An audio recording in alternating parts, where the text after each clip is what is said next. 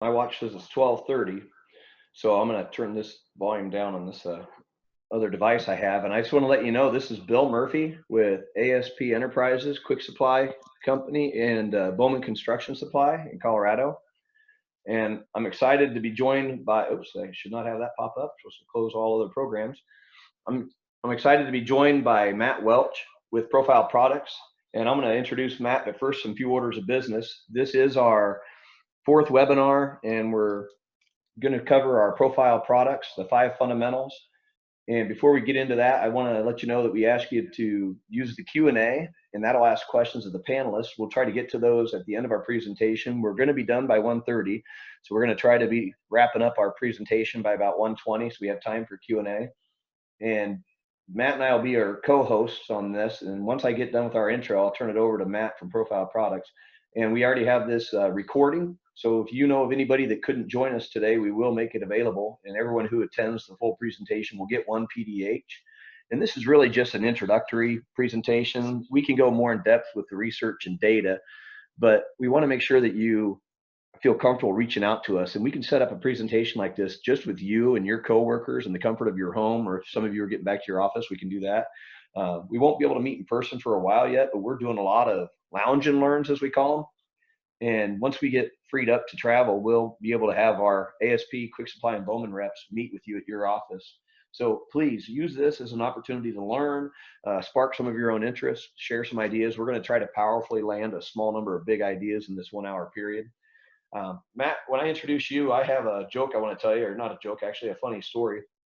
But first, let me say, being joined by Matt Welch from Profile Products, and I need to close this thing that's making some noise.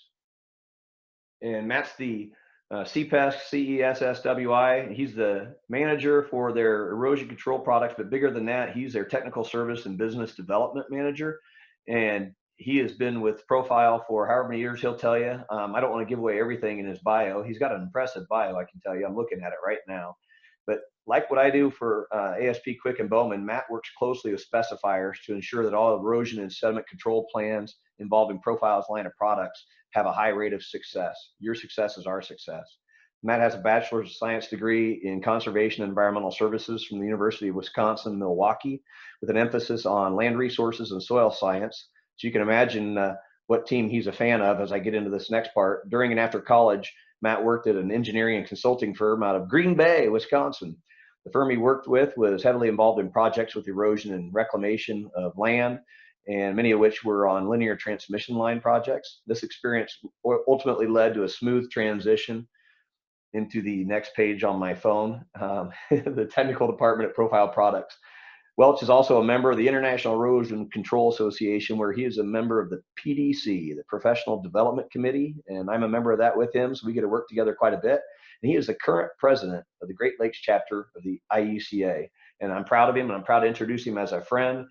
With that, Matt, you can go ahead and free up your mic. I'm going to let you hang in there while I do the company intro and tell what I think is a very funny story. Sounds good. See, do I have control now? There you go. I went a little too fast. So ASP, Quick, and Bowman have been around for actually over 50 years. This slide says 30 years. We do have 8 offices and warehouses in Kansas City, St. Louis, Wichita, Omaha, Denver, Longmont, Colorado Springs. I'm in our Des Moines office at Quick Supply Company right now, social distancing. I'm in a lone office in a warehouse with no one near me, and I generally work from home during this last several weeks. We have several CPES on staff, and I am the civil engineer PE for all 3 companies across all those great states shown on the map and beyond. We have a lot of friends and peers that do what we do, that we get to interact with across the country. And we have over 20 sales professionals that provide not only specification assistance and support, but relationships. We, like everybody says that, it's kind of overused, but we are definitely about relationships. And we actually have over 9,000 customers now. I need to update my slides. The websites that you see listed on this, they're available in all of our contact information. They all basically point to the same parent site, but each of our companies has some unique things that we do differently from each other, while there is a lot of overlap in the construction supply business. Some of our sites are blessed with a nice big showroom. For those of you who haven't been to our Kansas City location, that's what's pictured in the top center here. A lot of our sites have some outdoor displays for those that have hardscapes, and we have an amazing fleet of trucks, big and small trucks, a lot of drivers and warehouse staff. We've been blessed to keep all of them on full time. We've had them work half shifts where somebody has a week off while the other half has the week in the office. And we've been trying to keep everybody healthy that way. I'm proud to say we've done a very great job of keeping COVID-19 out of our company and out of our company's families. We're all about family as well. So we have all the materials you're going to need for your construction projects on site, in stock, and if we don't, we can get them really quickly. We will not allow any delays to hold up your project. Just like Profile says, your success is our success. In addition to all the commodities that keep the lights on and keep us busy every day of the year, we have a lot of engineered products, and that's where I come in. I work with our engineered products, especially in stormwater. So we've done presentations on low impact development and green infrastructure. I love working with designers up front, kicking around ideas, coming up with some what if scenarios and creating budgets for those designs, and then working through the review agencies. We have a lot of friends in cities, counties, and states across the center of the country that are counting on us to help them stay ahead with innovation. I say we are at the tip of the spear. There's a whole lot of people I get to deal with every day that it's their first time designing one of our solutions or installing them. We're very friendly with contractors. They're ultimately who our customers are.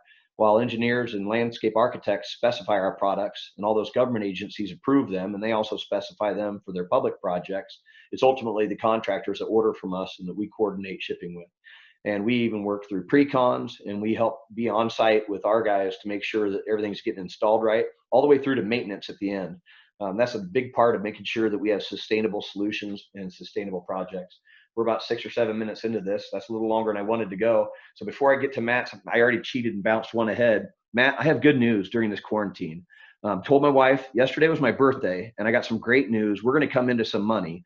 A crown prince from a company or a country I've never heard of and can't pronounce sent me an email and said that I've been chosen to get a whole bunch of money. All I got to do is send him a little bit of money, and in several weeks, I'm going to get a big check, and I'm going to be wealthy. So it's going to be exciting. Stay tuned for that. Sounds like a very Matt. Thanks, Bill. That sounds like a solid investment you're looking into. And let me know how that turns out. All right. Well, very good. Well, thanks everyone for your time today and jumping on this webinar. We hope everyone's staying safe and healthy. Obviously, if you can, stay at home, listen to Fauci here, the good doctor on the national spotlight. And if you can't stay home, make sure you're washing your hands. Use plenty of that hand sanitizer that apparently is going for quite a bit of money these days. So if you can, stay safe at any cost and keep your families and coworkers and businesses all healthy. So with that, I'm going to give you a brief introduction today on Profile Products. Give you a little information on hydroseeding and its practice around the world. And then we're going to really dive into the 5 fundamentals. And really these fundamentals are all about eliminating variables that often affect the success when we're vegetating our construction project sites. So with that, we'll dive into a case history after and then open it up to question and answers. So in an attempt to remain, back and forth with our audience, we're going to ask you to go to polev.com. Open up another browser if at all possible. So polev.com, and then the code you will enter once you're on that site is profile P138. So again, polev.com. We're going to have a few polls throughout this presentation just to keep the back and forth a little active with the audience here and not be talking at you quite as much as other presentations I've given. So with that, we'll open up the first poll question. So with that, which of the following best describes your professional background? Are you an engineer? Are you an architect, a designer, contractor, inspector, or other? Again, which of the following best describes your professional background? Are you an architect, engineer, designer, contractor, inspector, other? So that question is open. So feel free to chime in with your responses. We'll give you a little bit of time here on this one, just making sure. Matt, that's the profile P138, right? When you get into that website? Correct. Yep. So polev.com/profile P138. And we'll ask that you go to the website first and foremost. You can text in, but the next question will require a web browser. So let's give it a little bit of time here, another minute or so to get you set up on that website. and hopefully we'll see some good responses trickling in. I'm excited about this. Yeah, yeah. It's otherwise it gets pretty boring just hearing the same person talk about, it's a slideshow for. Well, and we love new technology, so it's fun to see who's out there and get people involved. Absolutely, absolutely. Now, Matt, while you're waiting for that, if I click on Q&A, does it mess you up or take away controls? You go ahead and try it, and if it. Okay. I'm in it now, and a guy named Rick Van Fleet said he doesn't see anything, but he could hear me. So hopefully he can see now. Okay. You can see the screen, right, Bill? Oh yeah, it's looking great. Okay, good. All right. Well, we can see the results continuing to trickle in. Here we have 7 seconds left, down to the final buzzer. Anyone with the last second shot? All right, and that poll is closed. So it looks like 72% are engineers, 11% architects, 6% contractors, and 11% other. I would probably fit in that other myself, being a soil science background, but I guess I could fall into inspector and designer. So many of us are wearing a lot of different hats that coming up with one answer is often a little bit difficult. But nonetheless, we will move on to our next poll question, and that is, where are you located? So if you have that web browser open, that should automatically populate, and you can start dropping pins, and we can see where our audience is live. So a pretty cool new innovation. So you can make it as specific to the state you want. You can zoom in, zoom out, and really. And if you don't like where you clicked it or you accidentally clicked it, you can clear that response and then you can redo it. Very good. That's down towards the bottom. It says clear last response. Fantastic. I put myself in Florida just to see if it worked. You wish. You wish. I hear about a lot of people on the Florida beaches, and people aren't too happy about it. Okay, I cleared your response. I'll go back home. There you go. You better. All right, 9 seconds left. So it looks like we have a good focus here. Nebraska, Iowa, Missouri, Kansas, a good concentration. So yeah, that's where we'd expect with given your location, right, Bill? I mean, right. Fantastic. So I am located in another Midwest state, Milwaukee, Wisconsin, just south of Milwaukee. And our headquarters for corporate is just north of Chicago, Illinois. So I catch a lot of grief from the Bears fans that I go and see, but we make it as fun as possible. So we're in Buffalo Grove, Illinois, a northwest suburb with 4 manufacturing facilities across the United States: North Carolina, Tennessee, Mississippi, and recently added Washington State. We have projects and distribution in over 90 countries, so a worldwide focus. And we have engineers, architects, agronomists, soil scientists, a wide variety of backgrounds on our team. So any questions you're running into, we likely have a professional that can help address it with you. We are an industry leader in research and development for erosion control and the standardization efforts through ASTM International. We are currently updating a few standards, as well as creating several completely new standards through ASTM. So very exciting things to be working on. Profile has a strong environmental legacy that's really a focus. Erosion and sediment control is more than just putting down products that'll hold soil in place. We're looking to really improve our environment. And what we manufacture a majority of our products with is recycled wood, fiber, and paper fiber. So ultimately, we're removing that from our waste stream and incorporating it back into nature, into the soil, where it will be stored and sequestering carbon longer term. We estimate that 1.5 million acres have been restored using our products, with 125 million tons of sediment being saved from entering our waterways. And these are all very safe numbers, just that factor of safety built into our estimates, as always. But then 100 million tons of carbon sequestered. That's through, incorporating these carbon-based, carbon-rich products back into the soil, as well as establishing vegetation. So vegetation is a great carbon sink that only helps any type of global climate change issues we're running into. Oops, get back one. So we have a few areas of focus in our company. Erosion and vegetation solutions is what we're going to really focus on today. We also manufacture a clay particle that's used in skin id fields. I believe it's 23 is the current number of MLB fields we're incorporated on with our technology. So making it smooth sliding surfaces for all the baseball players. And then those same clay particles are actually incorporated into golf greens as a replacement of peat moss. Next, we incorporate our wood and bark fibers into horticulture growing mediums. So if there's a chance you're buying any plants out this spring and getting ready, all your flower beds and things like that ready for the summer, there's a good chance that you're going to be incorporating some of our materials into your flower beds as well. So with that, we opened up the poll a little early, but nonetheless, feel free to chime in now. What is your level of experience with hydraulically applied erosion control products? Are you very familiar with them, or really not so much whatsoever? So we typically see a good mix of this, and it's really hit or miss depending on where in the country we are. What's really cool with this, Matt, is I've never used Pull Everywhere until you introduced me to it this week. If you get on the website and do what you're saying, or through an app on your phone like I'm doing, once you're in there, it automatically loads to the next one once you start it up. So that's pretty cool. Like you said, you don't have to do anything. You just wait and it pops up, and then you tap just keep that. Absolutely, just keep that window open. Well, it looks like we got 15 and 15 right now. Perfect. Any tiebreakers coming in? I love it. That's good. So did it mess you up when I went to Q&A? No, not at all. Excellent.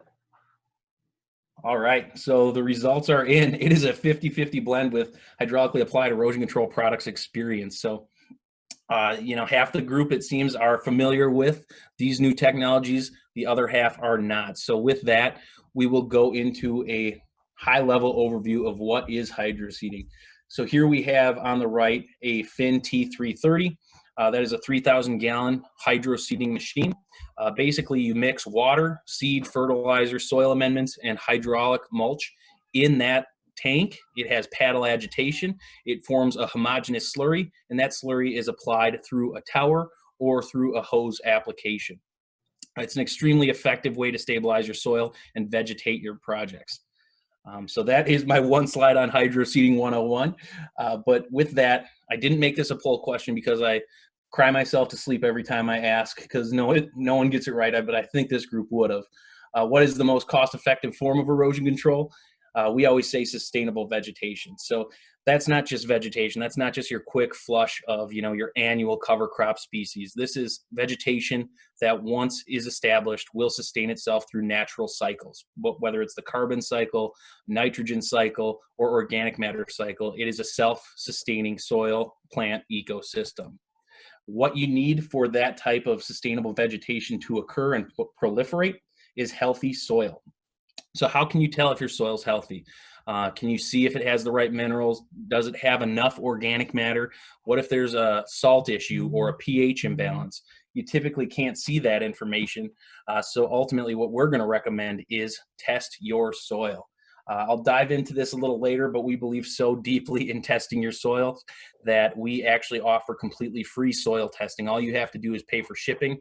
And luckily for you in this region, the third-party lab that we test in is in Lincoln, Nebraska. So it should be a pretty quick shipping, pretty low-cost shipping endeavor to move those samples to the lab.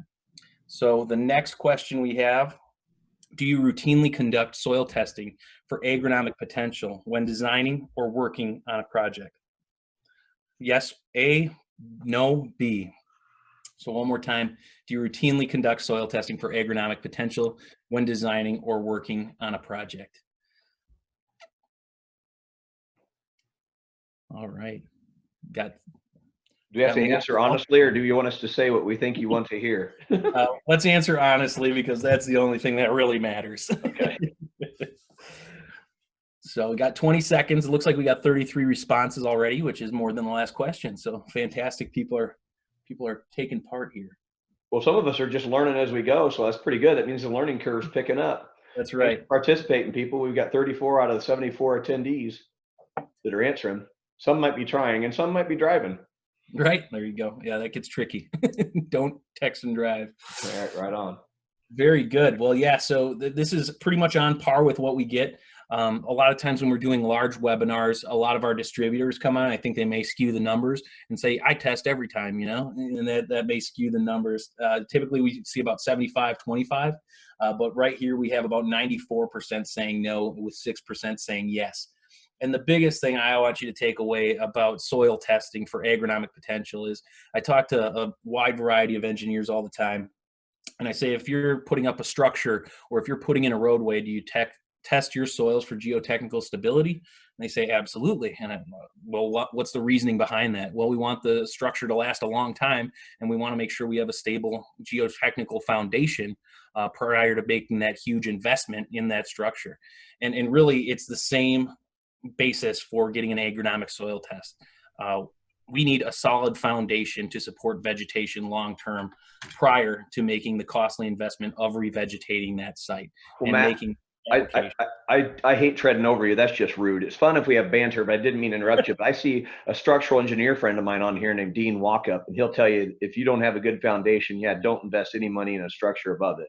So I love that you're saying that from an engineering perspective, that you got to have a good foundation before you do all the important work above it. Good job. Absolutely, absolutely. It just makes so much sense to get your soil tested up front. So creating optimal soil conditions, one of the favorite quotes I've ever heard regarding soil and its agronomic potential is ultimately, if you're a doctor and you create a bunch of prescriptions and you really haven't diagnosed any issues, that's called malpractice. So a prescription without diagnosis is malpractice.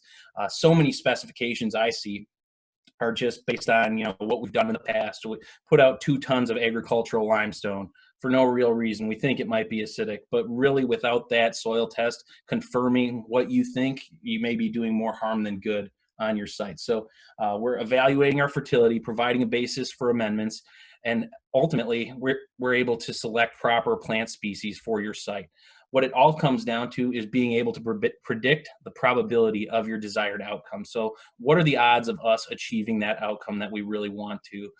And without the soil test, you're going to have a very difficult time predicting that probability. So with that, we can offer free soil testing to you. It's a very in-depth analysis, and they're available through profileps3.com. So feel free to go log into the website. It's absolutely free for you to use, and you can get that soil tested and just do your due diligence prior to making any applications of erosion control materials or revegetation materials. So what do we test for? Here's a list of some of the macro, micronutrients, salts, pH levels, a wide variety of things that we test for through our third-party lab and ultimately give you results on. So here's a quick peek at the results page that we typically offer through our website. And again, it's a very in-depth analysis. It's not just your NPK, your organic matter. It is diving into micronutrient, macronutrient details that are typically not offered through typical agronomic soil testing laboratories. So very in-depth analysis. We can provide you that basis for recommendations. And once we get those analyses, we can ultimately come up with those recommendations. So without the diagnosis, we cannot make recommendations. And these are a quick look at some high-level recommendations that are typically offered on a variety of different sites. So you don't need to know everything about your soils. You can have a little cheat sheet here printed on your desk. Every time you get your soil results, do my soils basically end up in this optimal range or not? So this is from our Profiles Soil Testing and Interpretation Guide. It'll tell you where you're deficient in values. It'll tell you where you're high and maybe have toxicity issues you need to worry about. But ultimately a very in-depth guide as to where you should be in your soil testing, as opposed to your ideal soils. Next, how do we fix poor soils? So we got the results. How do we fix them? The most common one I see on any of our erosion control plans is typically your fertilizer. You're going to be applying that anytime you put down seed.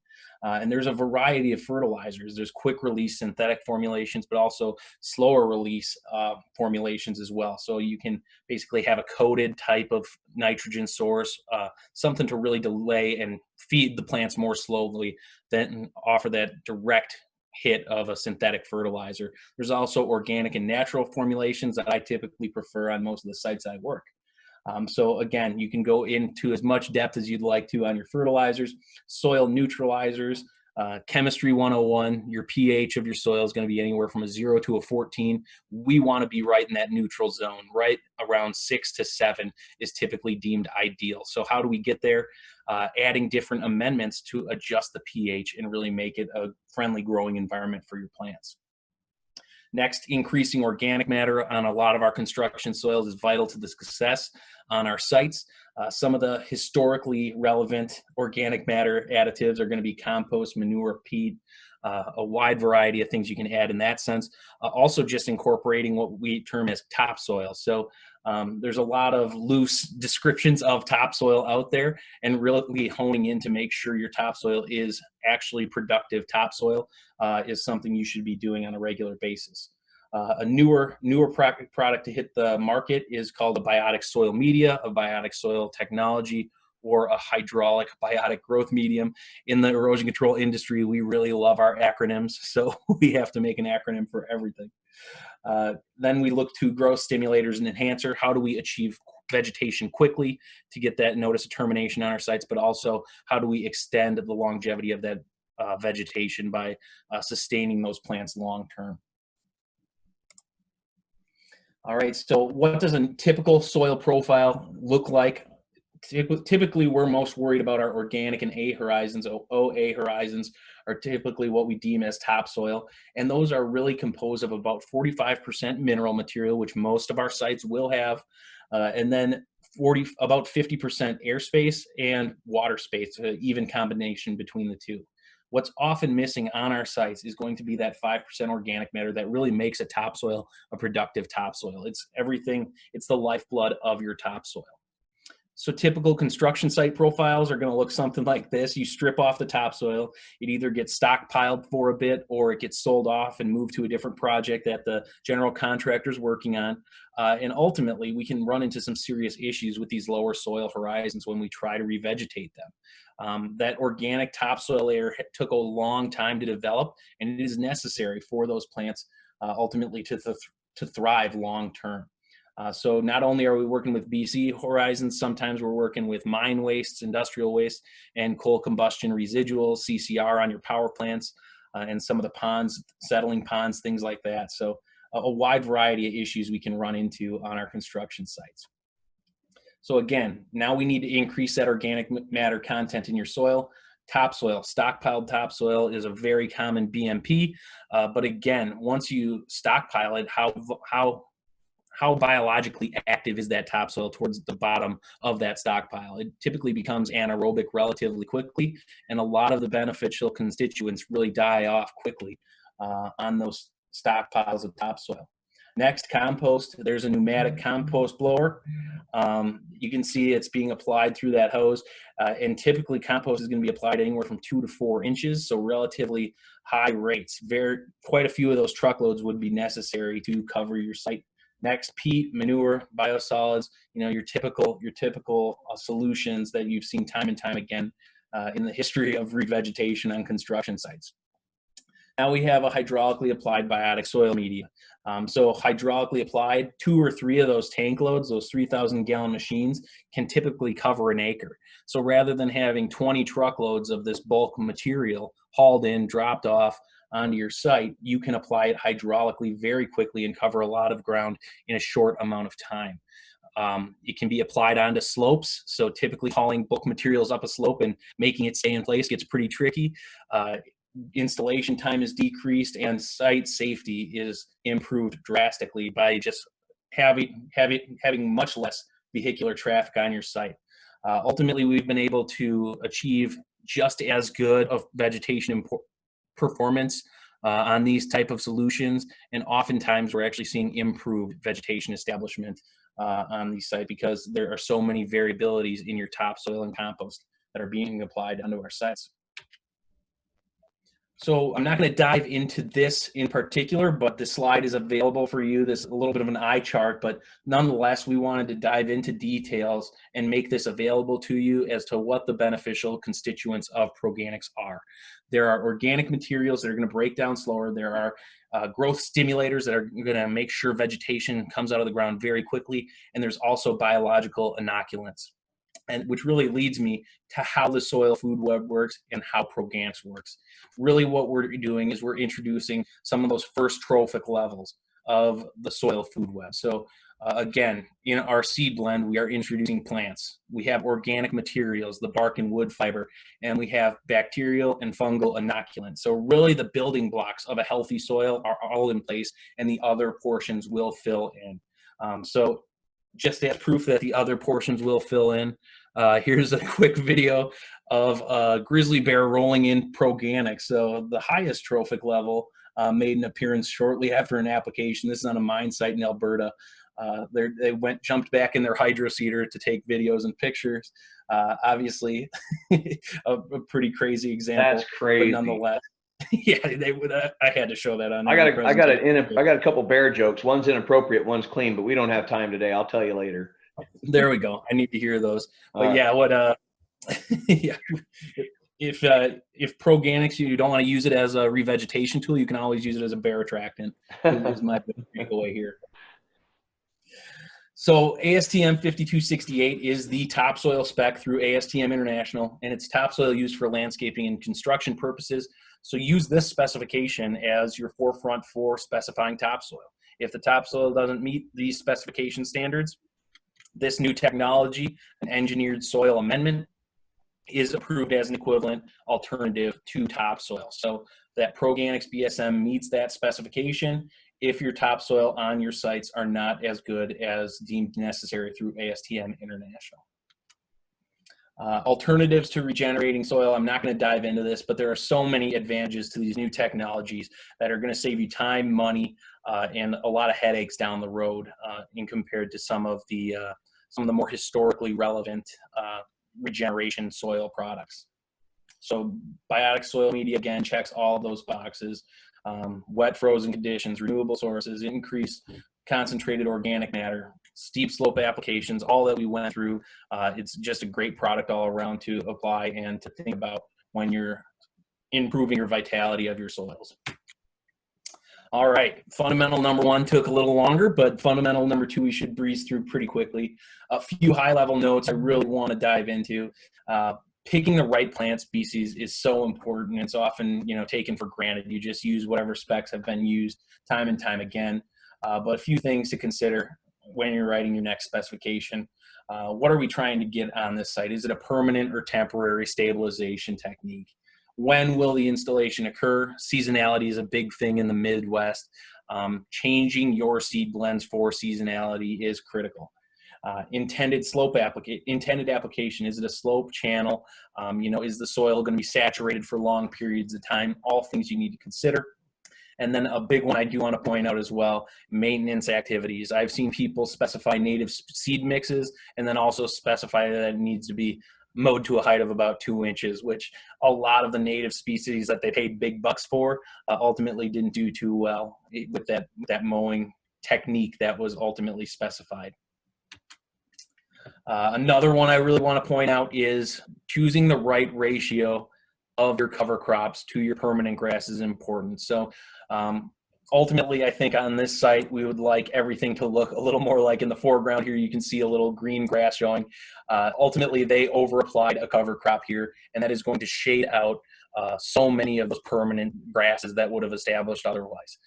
So ultimately, a cover crop is supposed to stabilize the soil quickly and not block out and shade out too many other species, as that is really the long-term erosion control that's needed. Showing the seasonality that can be critical. Here's a fall-winter mix that they basically seeded in spring, summer, and then they wanted to use up their fall-winter mix before switching to that spring-summer mix, even though the specifications called for something different. It can be such a drastic difference in your success. Getting a full stand of vegetation versus a poor stand of vegetation is really dictated often by your seeding window and the time that you seed and the mix that you're utilizing. All right, so fundamental number 3, select the proper erosion control material for your site. Very important. And what I like to say here, this is the green design engineering triangle, as what Profile trademarked it. And ultimately, it's all about balancing your natural variables. So your natural variables being soil, water, and vegetation, and maximizing those variables with your product attributes. So a product can be judged by its erosion control effectiveness, how effective it is at controlling erosion, functional longevity, how long will that product last on your site, and then growth establishment, how will that product enhance vegetation. So those three characteristics are extremely important. A lot of times when I give these presentations to an engineering group, I'll ask what the best form of erosion control is, as I always do, and I'll get answers anything from a tarp to concrete, which they are absolutely correct. It does a very good job of keeping the soil in place, but nonetheless, we are just moving that water downstream, heating it up, and completely disregarding vegetation on your site. So really it's all about those balances that are going to lead to sustainable vegetation. And oftentimes what we're looking for on our sites, we don't want to concrete over every site that we run into just because it's great erosion control. All right, so hydraulically applied erosion control products. Here's a quick view of FlexTerra, our highest performer applied to a soil. It adheres to the soil very, very quickly. It holds a lot of moisture near the seed, so vegetation will thrive and do well and germinate very quickly.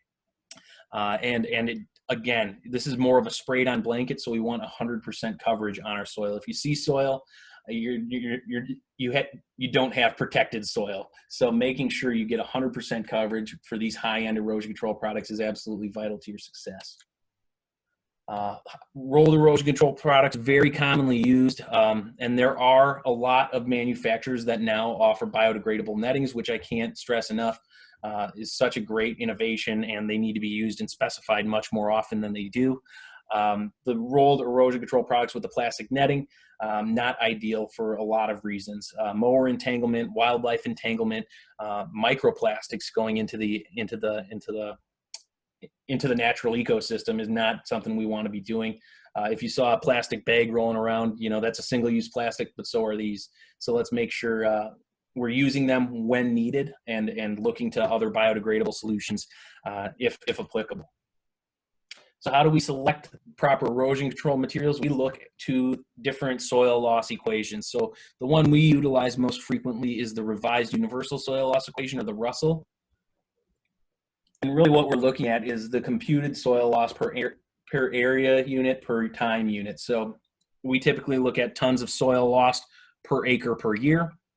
And the things that greatly affect it are your rainfall factor, and that's dependent on your geography, where are you located, your soil erodibility factor, so sand, silt, clay, things that we test for, are typically going to dictate how erosive your soils are.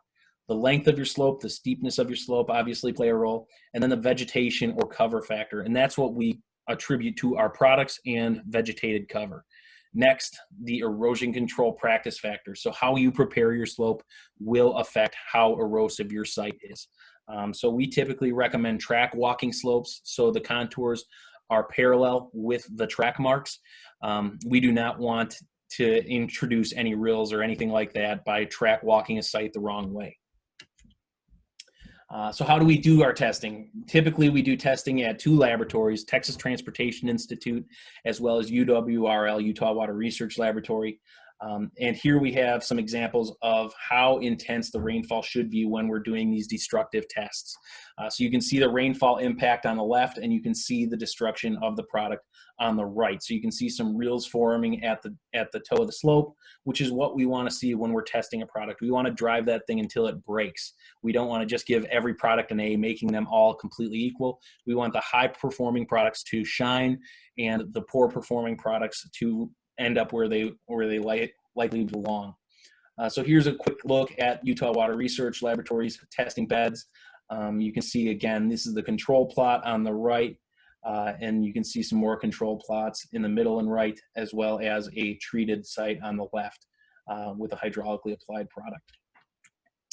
So how do we break this down? We break it down into C factors, like I mentioned, but also into percent effectiveness. So your C factor is like a golf score. The lower, the better. So I would probably have a marginal or poor C factor if golf was assimilated to this. But percent effectiveness is really just the inverse and converted to a percentage. So I was laughing at that. But I was muted, so that's funny. Good. Yeah, no, it's very true, and that's I'm getting out golfing even less this year, unfortunately. So it's going to be a complete disaster once the courses open back up. So percent effective correlates inversely a little bit with your C factor. So 99% effective, lowest C factor 0.01, and you can correlate that to your potential soil loss. And then again, rank your products from best to worst. So we open up another poll question here: which C factor represents the most effective erosion control product? So hopefully everyone kept those poll, that website open, that web browser open, and we can review the results here. Which Oh, yeah. C factor, A lot of again, people were paying attention. That's pretty good. represents? Yeah, that is good. So 1.0, 0.5, 0.1, or 0.01. So remember, it's like a golf score. And you were right on. Oh, don't tell me answer. You're right. You're right on time. It's 1:10, and you're on slide 47, so that's going pretty well. I was hoping you can get the next 30 in 10 minutes. That's right. That's right. No problem there. All right. Well, let's close up this one. It looks like most people got the right answer. We had one response at 0.01. It was a bit of a trick question, maybe hid behind the timer a little bit, but 0.01 again. The lowest option. We had a buzzer beater there with Yeah. 1.0. Funny guy. Yeah, funny. All right, well, let's go to the next slide here. So we look to our natural vegetation being the limitation for our hydraulically applied products. If you want to go and fill in a void area between hard armoring and natural vegetation, there is a spot for reinforced vegetation through turf reinforcement mats, which we're not going to cover today, but again, glad to cover it later. So our highest performing product can be applied on maximum slope gradients of 0.25 horizontal to 1 vertical. We actually stabilize MSE walls, mechanically stabilized earth walls that are completely vertical with this product as well, because it adheres to the soil so well.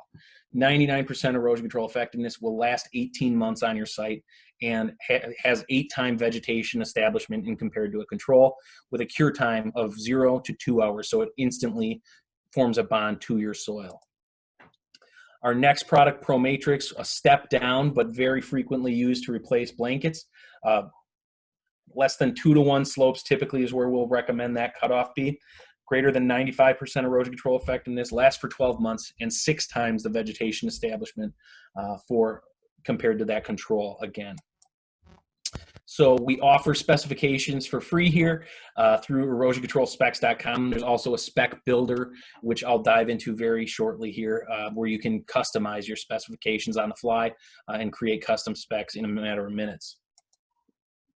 Next, ensure proper installation. You can have the absolute best product in the world, and if you do not have it installed properly, you are going to run into issues more likely than not. So making sure we are including comprehensive, detailed specifications and design drawings will help to ensure that the contractor knows exactly how you want these products installed. We have tools and calculators that help you find out how much of each material to move into a slurry and to be applied on what amount of area for coverage. We like to recommend different contractors in different regions based on experience as well. So if you have a contractor who's been around for 25 years doing hydraulic applications versus someone who's going to Sunbelt and renting a hydroseeder and trying to learn how to hydroseed on the fly, we'll typically go with the earlier recommendation. So different products look different at different application rates, but ultimately at about 3,500 pounds per acre on flat ground, you're going to see full coverage of your site, which is typically what we want to see if you're going to be specifying a high performance product. Another issue, I mentioned cat tracking, how we like to see those cat marks going perpendicular to the way water leaves your site. It acts as little water bars to really slow the movement of water down your slope, and also increases infiltration on your site. We need to make sure, if we're using these practices, that we're getting good coverage on those types of slopes. So making sure you have 100% coverage is really vital. If you see soil, it's not protected, is my rule of thumb. Like I said about that picture on the right, if you were really cold in the winter and you wanted to cuddle up with a blanket, would you want the one on the left or the one on the right? You don't want a holy blanket to keep you warm. Exactly. I like that analogy. That is fantastic. All right, follow-up inspection and maintenance. I told you, Bill, I'm going to fly through these last fundamentals. So I'm impressed. really making sure we're clear on what is acceptable for inspection and maintenance. Who is a qualified professional? So often I see that left to the contractor's, own personal thoughts. There are so many accreditations out there that you can have, whether it's a certified erosion sediment stormwater inspector, a CPESC. There are so many options that you can specify in to make sure that people have those credentials and actually know what they're looking for when they're doing these inspections. Making sure you're requiring initial inspections to make sure the materials are applied appropriately, and then subsequent inspections conducted at the predetermined intervals or rainfall events that will trigger a quicker inspection. So making sure that the sites are in compliance and the monitoring is taking place in regular intervals before anything gets out of hand. So here was a 50-year storm event with a low-performing product 1 hour after the application took place. Obviously, some design issues could have been considered here, and we'll see that in the after inspection. So they installed silt fence at the toe of the slope. They also incorporated some slope interruption devices to decrease the slope length. That'll help with your hydraulic flow as water leaves the site, as well as a good application rate. But obviously, getting it taken care of quickly, making sure the problem doesn't progress too far, is vital to the success on your site. So with that, we incorporate all 5 fundamentals at profileps3.com. Again, sign up for completely free. You can get your soil tested for free. You can work through site designs, whether it's slope or channels. You can save project information. You can get a species selection questionnaire filled out, and the possibilities are really endless for how many projects you want to create and what type of information you can gather, and give it a scientific backing on why you're recommending what. Next, incorporating all of this information into a spec can be a little bit tricky. We offer the specification builder through erosioncontrolspecs.com. It's free, fast, and very easy to use. You can create generic specifications or product-specific specifications. We run into that all the time with public bid projects. You can incorporate seed blends, soil amendments, fertilizers, seed mixes, inspection and maintenance requirements, all sorts of different information that you can include very easily rather than just offering up a Word document with the standard spec. You can really customize it to your particular project very easily. So with that, I think we have time for a quick case study. I'm going to dive into one of our oldest case studies. You're doing great. Okay, great. We're going to dive into one of our oldest case studies that we have. This is a residential development site that was in foreclosure. This picture was taken in 2014. So again, right when Proganics was being launched, we decided to offer up this product as a solution after a lot of internal research and development went on. But ultimately, acidic soils, I don't know if that pine tree is a BMP or if it just fell in there, but it probably did slow the flow of water to some extent. Nonetheless, I don't think it was sufficient for the site. The contractor kept telling us there's white horse or ghost clay everywhere. I had no idea what he was talking about, so I Googled ghost clay, and all I could find was pictures of Demi Moore and Patrick Swayze making pottery in the 1992 film Ghost. So I don't think this is what he was talking about, but nonetheless, that's all I could find. Ultimately, I think it was just a lighter hue clay that was found on the site pretty regularly. So we get the soil tested. We come up with an amendment plan with corrective amendments to treat the soils how they need to be treated to thrive long term. So the pH was slightly acidic, 4.8 to 5.8. So adding some agricultural lime, adding some fast-acting lime was necessary, and the organic matter was very, very low, 0.9% to 1%. So much lower than we typically would like to be.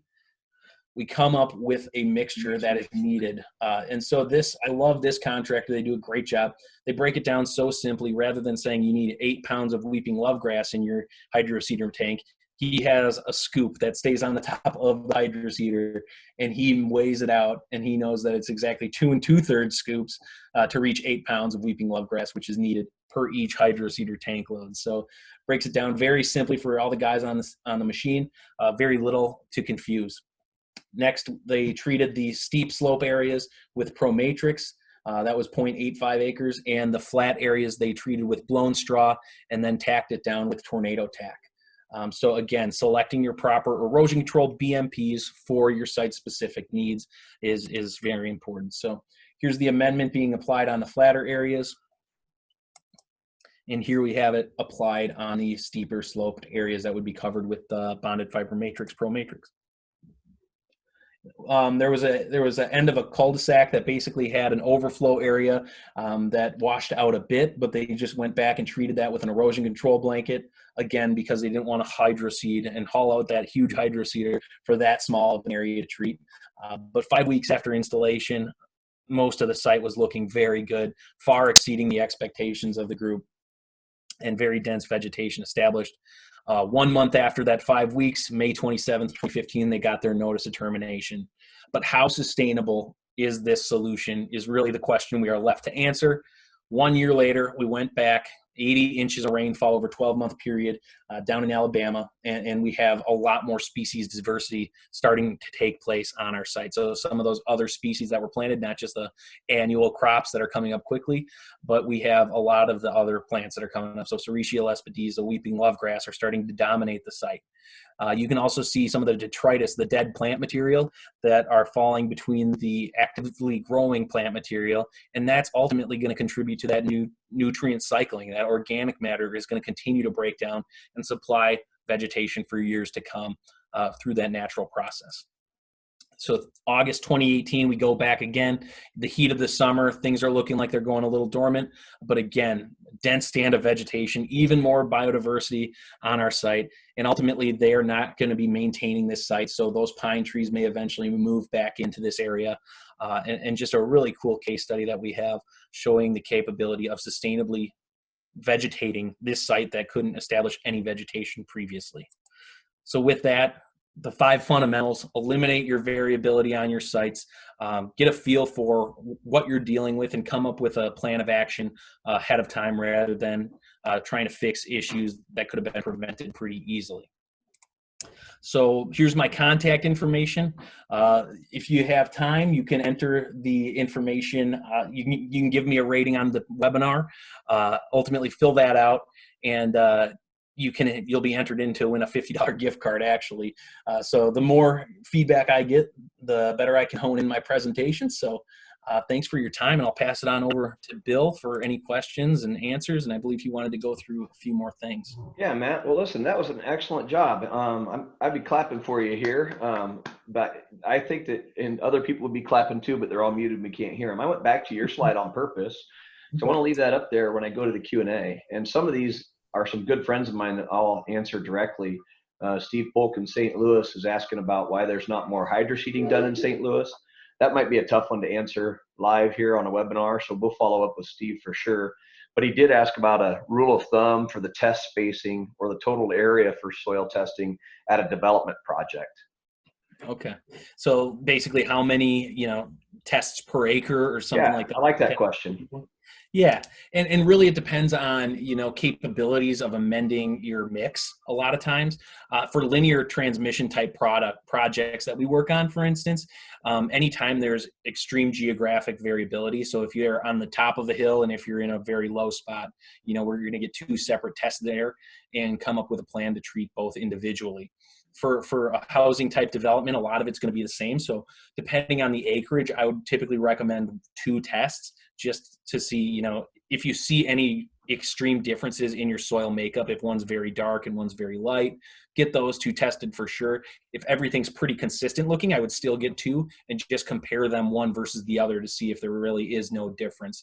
But yeah, that is a really good question, and it is very dependent on your region and the type of project you're working on. But I would say, 1 to 2 tests typically for that type of housing development is sufficient. Thank you for answering that. I'm kind of vetting these only because we're going to answer all of these in writing later, and when we're going to get back to everybody, we'll send out the Q&As with some written answers, and some of these we'll just answer directly. One was someone was asking, well, a couple of guys are asking about other products. I'll deal with that as the distributor of biosol products, they're asking about biosol. Sorry about that. But of our profile products, they're asking if they're different than some of the other products they offer, and they are. And Matt knows this. We carry a lot of different solutions. Somebody said they don't have a vegetated option; they can't grow grass. Well, then we have some other options for them. So we'll get into that, and I'll deal with those directly. But one guy in particular is a friend of ours from Omaha, Michael Sharp, asked about what seed suppliers recommend with getting good soil contact, that's optimal rather than hydroseeding. But he's asking, because we know we can't always drill and broadcast seed with mechanical equipment necessarily. But what he's asking about is, is one method necessarily better than another? So if you're talking about hydroseeding or some of our blown products, how do we compare those to some of the other options to make sure we're getting good soil contact? Yeah, and there are different preferences for different contractors. A lot of times, depending on the seed species is a big factor as well. So if you have very particular native vegetation that's extremely expensive, a lot of times they will do a drill type seeding when feasible there.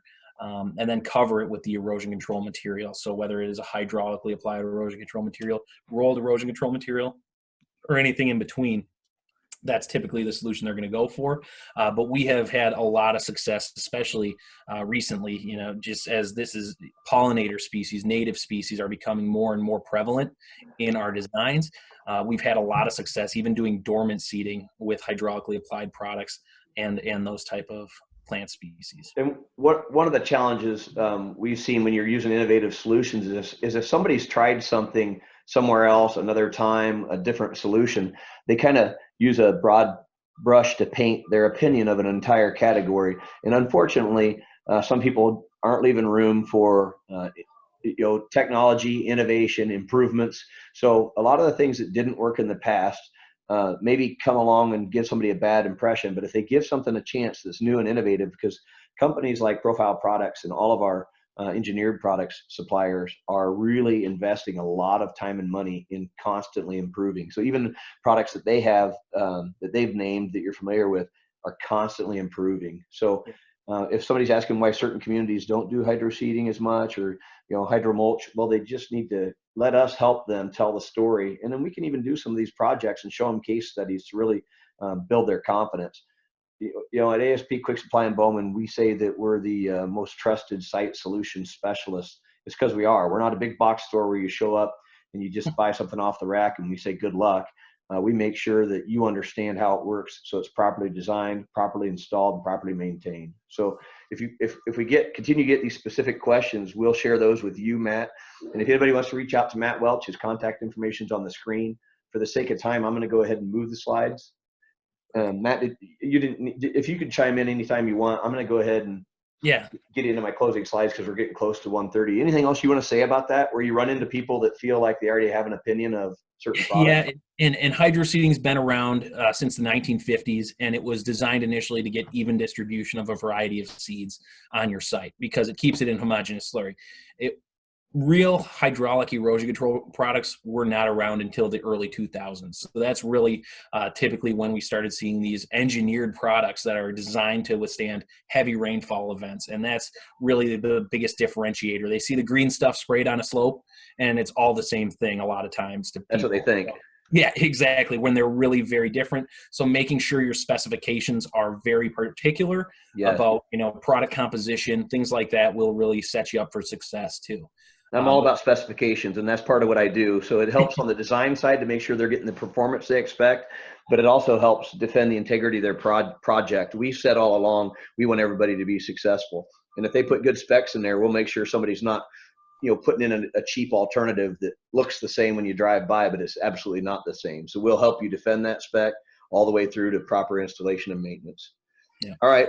Well, thank you, so Matt. much, everyone. Yeah, here's Bill then. Yeah, thank you. So on our closing slide, it says Don Tiemann. I'm Bill Murphy, but Don's our VP, and he's the guy that gets things done quickly. He's the one that created this webinar series, and he joins us whenever he can, but he's super busy being the boss. I will say that Don has, and oops, Matt might have bumped that slide. Don has his contact information here, and so do I. I'm going to try to go back to one more slide here before this. I don't want to accuse you of doing that, Matt. I'll see if I can back it up to the second to the last slide. We're getting close to the 1:30 mark, so I will end with what our next webinar is. There we go. There we go. So the Survey Monkey will be coming out. We took away the 5 technical questions that you have to answer. We weren't doing that at Lunch and Learns to make sure people were paying attention and not playing on Snapchat or Pokemon Go or whatever it is kids do these days. We were putting out for the first several webinars that we wanted everybody to answer 5 questions before we sent them their PDH certificate.